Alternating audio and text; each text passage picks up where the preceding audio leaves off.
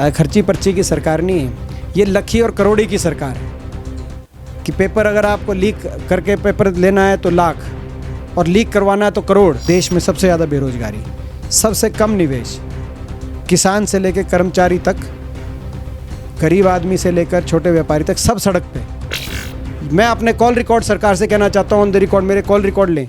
ये सबूत है कि इस प्रदेश के अंदर कितनी ऑक्सीजन की कमी थी। मुख्यमंत्री जी कहते हैं कि जो CMI की report, centre monitoring Indian economy की, वो रिपोर्ट जो है उस पर उनको विश्वास नहीं है। तो उसी रिपोर्ट के आधार पर प्रधानमंत्री जी अलग अलग प्रदेशों में जाके वोट क्यों मांगते हैं? पेपर लीक घोटाले के तार इस सरकार में जुड़े हुए हैं, बड़े बड़े सरकार में जुड़े के लोगों के साथ इसके तार जुड़े हुए हैं। 3 कानूनों को लेकर तो आंदोलन चल ही रहा है, ये चौथा काला कानून ले आए। मुख्यमंत्री जी कह रहे हैं पुलिस सक्षम हरियाणा की है, तो हुड्डा साहब के ऊपर आपने जो मुकदमे दर्ज कराए वो सारे CBI में क्यों भेजे? राज्यसभा सांसद और कांग्रेस के वरिष्ठ नेता दीपेंद्र सिंह हुड्डा अभी हमारे साथ मौजूद है। हुड्डा साहब, स्वागत है आपका। धन्यवाद अजय भाई। पिछले 9 महीने से लगातार किसान सड़कों पर है, कांग्रेस कहाँ पर है? देखिए, सबसे पहले तो इतना दुर्भाग्य नहीं हो सकता है देश का कि 9 महीने से एक आंदोलन चल रहा हो, चाहे वो किसी वर्ग का हो, चाहे वो किसान वर्ग हो, चाहे कोई भी वर्ग हो, और सरकार इतनी असंवेदनशील हो कि उस आंदोलन को ना सिर्फ इन्होंने नकारा, उस आंदोलन को ना सिर्फ कलंकित करने का प्रयास किया, कभी खालिस्तानी, आतंकवादी, माओवादी, पता नहीं क्या क्या संज्ञाएं दी, मांगों को नकारा, मगर उन आंदोलनकारियों को इंसान मानने भी से भी सरकार ने इनकार कर दिया। यहाँ तक कि केंद्र सरकार या प्रदेश सरकार की तरफ से एक किसी विधायक मंत्री ने सहानुभूति के 2 शब्द उन 500 परिवारों के लिए, 500 से ज़्यादा जानें इस आंदोलन में जा चुकी हैं। किसी भी धरने स्थल पे किसी की मृत्यु हो जाए या किसी को कोई अगर चोट लग जाए कहीं भी, तो मैं समझता हूँ कि पूरी सरकार हिल जाया करती है। मगर ये सरकार जो है कितनी असंवेदनशील है, इसका आप अंदाज़ा लगा सकते हैं।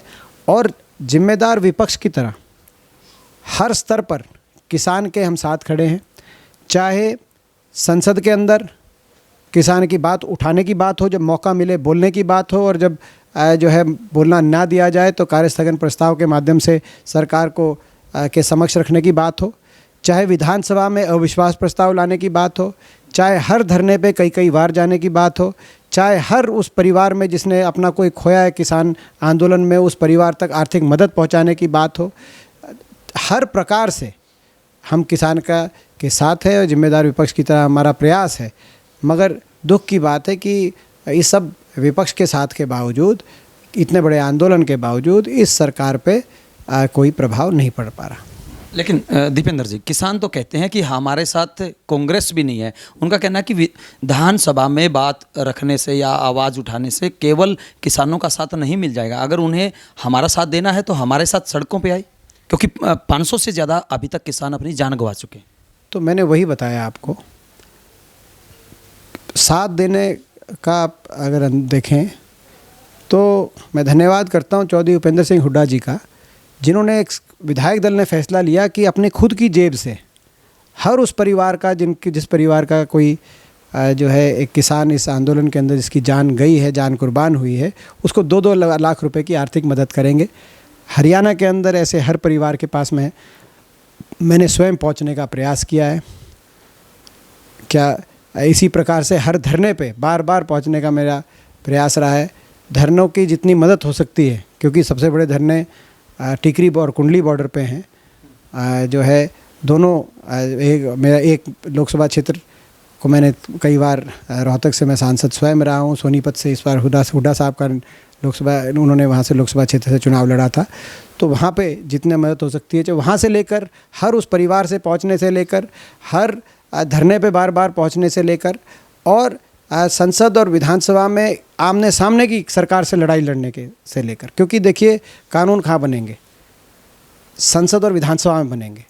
तो मैं समझता हूँ कि प्रजातांत्रिक और संवैधानिक ढांचे में संसद के अंदर आवाज़ उठाना भी गलत नहीं है, जी, आवाज़ उठाना जायज़ है, लेकिन आपकी आंखों के सामने, आपके बिल्कुल सामने रेलवे बेची जा रही है, एयरपोर्ट बेचे जा रहे हैं, तमाम जो चीज़ें हैं जो सरकारी संपत्ति थी, जिन्होंने कांग्रेस ने पिछले 70 सालों में बनाने की ये बात करते हैं, उन तमाम चीज़ों को बेचा जा रहा है। आप कहाँ हैं? देखिए, ये सरकार जिस गति से निजीकरण की तरफ देश को लेके जा रही है, आज देश को सोचने की आवश्यकता है। निजी निवेश हो देश में, उस बात का मैं स्वागत करता हूँ। निजी निवेश अच्छी चीज़ है और निजी क्षेत्र को ज़्यादा से ज़्यादा प्रोत्साहन मिले, उससे आर्थिक विकास में बल मिलता है, रोज़गार के अवसर उत्पन्न होते हैं। मतलब दोहरी राजनीति, मतलब किसानों में जाएं, लोगों में जाएं, तो सार्वजनिक चीज़ें होनी चाहिए, निजीकरण नहीं होना चाहिए, और जब बाद में कहें कि निजीकरण होना चाहिए। नहीं, दोनों ही चीज़ें होती हैं महत्वपूर्ण। संतुलन होना चाहिए। इस देश में सरकारी स्कूल भी हैं, निजी प्राइवेट स्कूल्स भी हैं। इसी देश में एम्स का अस्पताल भी है और मेदांता और अपोलो जैसे अस्पताल भी हैं, जो दुनिया के अंदर जिनका स्तर जो है विश्व स्तर पर जिनकी गिनती होती है, दोनों ही की।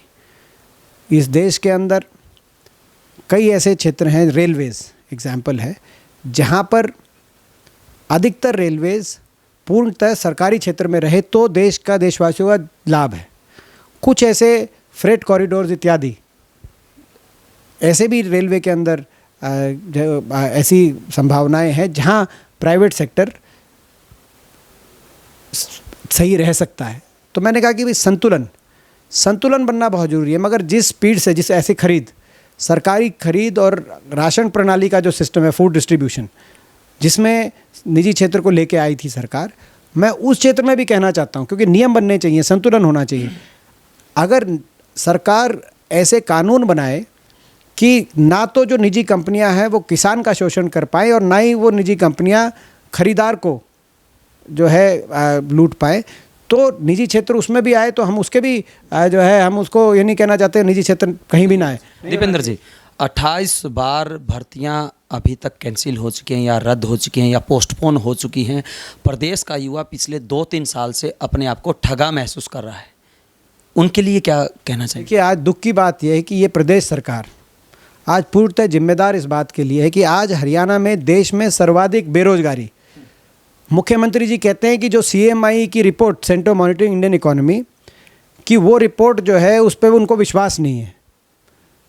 तो उसी रिपोर्ट के आधार पर प्रधानमंत्री जी अलग अलग प्रदेशों में जाके वोट क्यों मांगते हैं? मैं सवाल पूछना चाहता हूँ। यहाँ तक कि असम के अंदर प्रधानमंत्री जी ने उसी CMI में कहा कि देखिए बेरोजगारी का दर कम हुआ है, पहली बात। और नीति आयोग भी ये बता रहा है कि बेरोजगारी दर में हरियाणा बड़े प्रदेशों में सबसे ज़्यादा आगे है, नंबर 1 पे पहुंच गया नीचे से बेरोजगारी के मामले। ज़्यादा बेरोजगारी बड़े प्रदेशों में, अंडमान वगैरह, लक्षद्वीप जो है, इनको छोड़ के। तो ये मैं सरकार से ये कहना चाहता हूँ कि ये उपलब्धि है आपकी, ये आसान काम नहीं था। दिल्ली के 3 तरफ हरियाणा, सबसे ज़्यादा औद्योगिक विकास में हरियाणा 2014, सब प्रति व्यक्ति निवेश में गुजरात से 3 गुना प्रति व्यक्ति निवेश था हरियाणा में 2014 में हुड्डा सरकार के समय।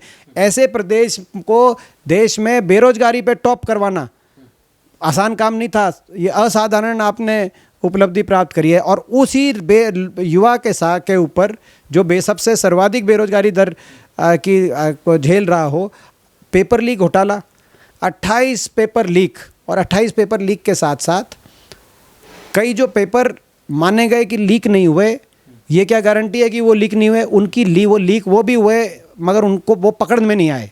मुख्यमंत्री की तरफ से परिभाषा दी गई कि जो पेपर शुरू होने के बाद लोगों तक पहुंचता है वो लीक है, और उससे पहले जो पहुंचता है वो लीक नहीं है। तो इस तरह की बातें उनकी द्वारा कही। ये क्या है? ये इसको गंभीरता से लेना चाहिए मुख्यमंत्री जी को। युवाओं के भविष्य के साथ इतना बड़ा धोखा किया जा रहा है। लाखों लोग ने, मैं आपको बताना चाहता हूं कि जो 2 भर्तियों का इन्होंने 7 साल में 2 ही बड़ी भर्ती है जिन्होंने का बड़ा ढिंडोरा पीटा, जो विधानसभा चुनाव से पहले हुई थी, जो आपको याद होगा, जो है क्लर्क, जिसमें क्लर्क था पेट्री, उनमें भी बहुत बड़े पैमाने पे पैसा चला, बहुत बड़ी। ये एक जो है, आप युवाओं से, हरियाणा के युवाओं से आप पता कर सकते हैं, सर्वे करा सकते हैं। और अभी भी हमारी मांग इसमें 2 है। एक मांग तो हमारी CBI इंक्वायरी की है उससे उससे तो मना कर दिया। मुख्यमंत्री कहते हैं कि अगर हमारी पुलिस सक्षम नहीं होती है तो हम सोचेंगे। तो मैं आपसे पूछना चाहता हूँ, मुख्यमंत्री जी कह रहे हैं पुलिस सक्षम हरियाणा की है, तो हुड्डा साहब के ऊपर आपने जो मुकदमे दर्ज कराए वो सारे सीबीआई में क्यों भेजे अगर हरियाणा की पुलिस सक्षम है? और अब आप कह रहे हैं कि भाई तो दोहरे मापदंड तो नहीं चल सकते, सीबीआई में भेजें। और आप नहीं भेजेंगे तो ये प्रमाण है इस बात का कि इस पेपर लीक घोटाले के तार इस सरकार में जुड़े हुए हैं, बड़े बड़े सरकार में जुड़े के लोगों के साथ इसके तार जुड़े हुए हैं। और हमारी पहली मांग तो एक सीबीआई इंक्वायरी है। दूसरी मांग हमारी कि जिन बेरोजगार युवाओं से पैसा लिया गया, लाखों की तादाद में ऐसे युवा हरियाणा में मौजूद है, हर जिले में मौजूद है, एक कमेटी बने, कोर्ट की निगरानी में एक कमेटी बने, जो कमेटी आवेदन मांगे ऐसे युवाओं को जिले स्तर पर कि वो किससे पैसे लिए गए हैं और उनके प्रूफ देखने के बाद उनके पैसों को वापस करवाए सरकार। ना तो उनको रोजगार मिला, उनका भविष्य चौपट हो गया, कई तो ओवरेज हो गए, और उनके घर में उन्होंने घर बार बेच के वो पैसों का इंतजाम किया। ऐसे लोगों को की भरपाई करना इस सरकार की जिम्मेदारी है। हुड्डा साहब, अगर सरकार कहती है कि हम दीपेंद्र हुड्डा की इस बात से सहमत है, हम ऐसा आयोग या एक कमेटी का गठन करेंगे, लेकिन उनका तो ये भी कहना है कि कांग्रेस के राज में खर्ची और पर्ची चलती थी, सरेआम पैसे चलते थे, सरेआम अप्रोच चलती थी, तो क्या आप भी दिलाएंगे उनको? देखिए, आज तक 7 साल इनकी सरकार है, आज तक क्या कोई एक पोस्ट भी इस बात पे रद्द हुई कि इस पर जो है हमारी सरकार की भर्ती कि इसमें पैसे चले थे? उनका कहना है खर्ची पर्ची सिफारिश की बात वो करते हैं।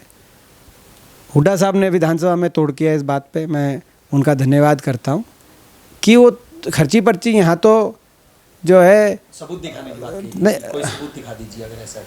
नहीं, वो तो उन्होंने कहा था कि भाई ये तो खर्ची पर्ची की सरकार नहीं है, ये लखी और करोड़ी की सरकार है कि पेपर अगर आपको लीक करके पेपर लेना है तो लाख, और लीक करवाना है तो करोड़।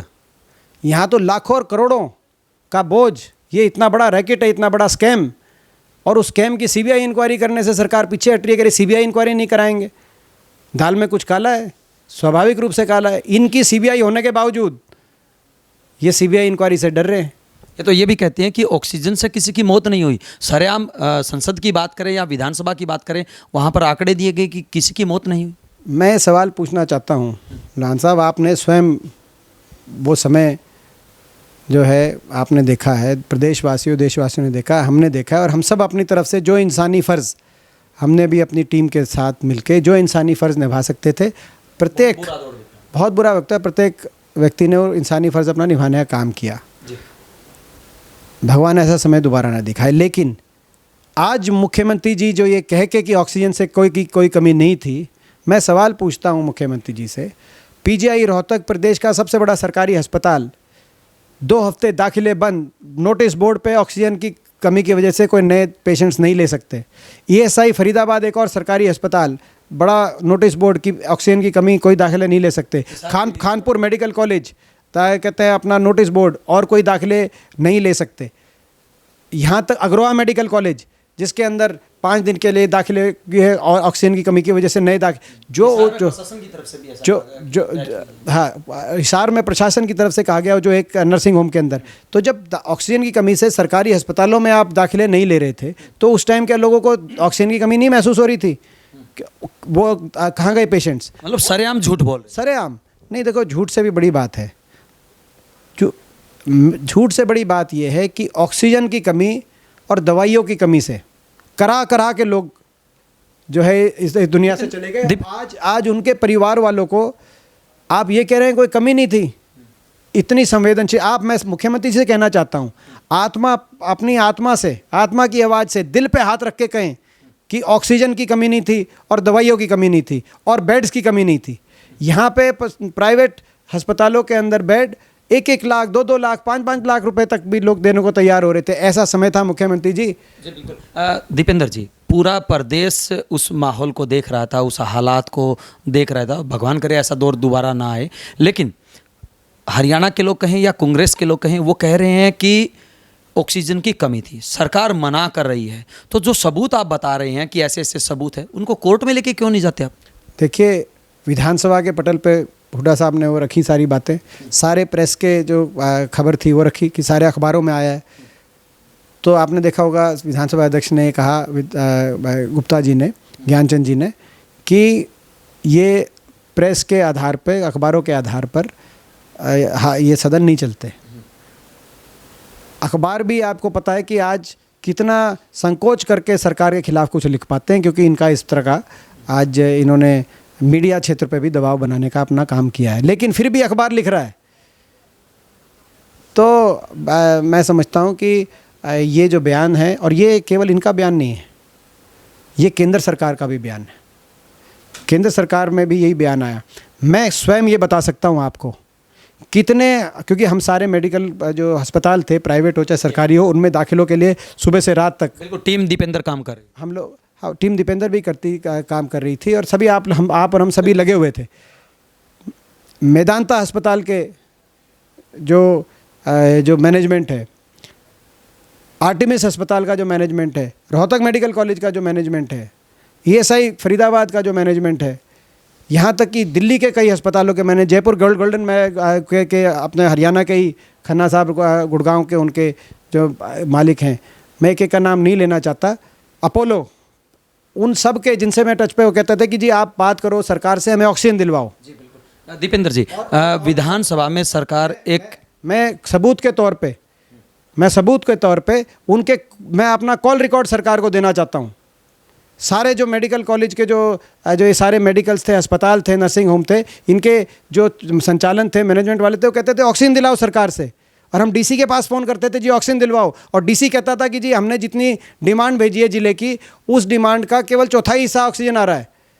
मैं अपने कॉल रिकॉर्ड सरकार से कहना चाहता हूँ, ऑन द रिकॉर्ड मेरे कॉल रिकॉर्ड लें, ये सबूत है कि इस प्रदेश के अंदर कितनी ऑक्सीजन की कमी थी।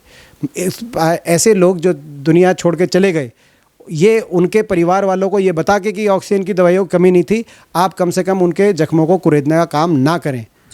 दीपेंद्र जी, अभी विधानसभा में एक बिल भी पास हुआ है जिसमें कहा गया कि पहले किसान से अनुमति लेनी पड़ती थी उसकी ज़मीन लेने के लिए, लेकिन अब आगे से उसकी ज़मीन लेने के लिए अनुमति नहीं लेनी पड़ेगी। मैं इससे ज़्यादा क्या, इस सरकार की नीयत, जो किसान विरोधी नीयत और एक असंवेदनशीलता भरी सरकार की अप्रोच किसानों के प्रति, 3 कानूनों को लेकर तो आंदोलन चल ही रहा है, ये चौथा काला कानून ले आए, जो भूमि अधिग्रहण के समय किसानों के हकों को संरक्षित करने के लिए जो संशोधन यूपीए के समय बनाया गया था, जिसमें बहुत बड़ी भूमिका चौधरी उपेंद्र सिंह हुड्डा जी की रही, बतौर उस समय के हरियाणा के मुख्यमंत्री के रूप में उनका एक जो है, उनकी काफ़ी सलाह ली गई उस मामले में, और किसानों की सहमति भी हो और किसानों को पूरा कंपनसेशन मिले, ये इस सोच के साथ वो संशोधन आया था। आज लगभग उसको निरस्त कर दिया। ये जो नया कानून विधानसभा से बना है, इसमें तो डीसी को पावर दे दी। आने वाले समय किसानों को बहुत बड़ी समस्या होगी इससे, और उसमें ये भी लिखा हुआ है कि इंक्वायरी की जरूरत नहीं है, जो डीसी फाइनल करे हो 48 घंटे के अंदर सरकार जिसकी ज़मीन चाहेगी जब चाहेगी ले सकती है। तो क्या सरकार किसानों को कुछ नहीं मान रही? एक के बाद एक, ये तो चौथा मैं कहूँगा, इस जो विधानसभा से कानून पारित हुआ है लोहान साहब, उसको मैं चौथा काला कानून की मैं उसको संज्ञा दूंगा, और हम लड़ाई लड़ेंगे। अगर हम बात करें बीजेपी की, तो उनको 2.5-3 साल के दौरान जो उन्होंने काम किए हैं, जिस प्रकार की उनकी तरफ से वादे दावे किए जा रहे हैं, 10 में से कितने नंबर देना चाहेंगे दीपेंद्र हुड्डा? देखिए, नंबर देने वाले तो हम क्या कौन होते हैं, लोग देंगे नंबर, मगर ये सरकार ने, ये पूर्णतः विफल सरकार, हरियाणा प्रदेश की सरकार, मैं समझता हूँ देश की तमाम प्रदेश सरकारों में, विफलतम सरकारों में इसकी गिनती है।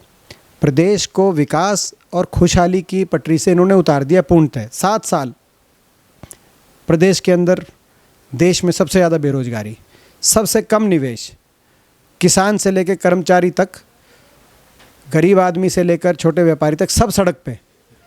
ऐसी सरकार हरियाणा के अंदर, आज मैं समझता हूँ कि हरियाणा के अंदर बेहतर सरकार की बहुत आवश्यकता है, बदलाव की बहुत आवश्यकता है।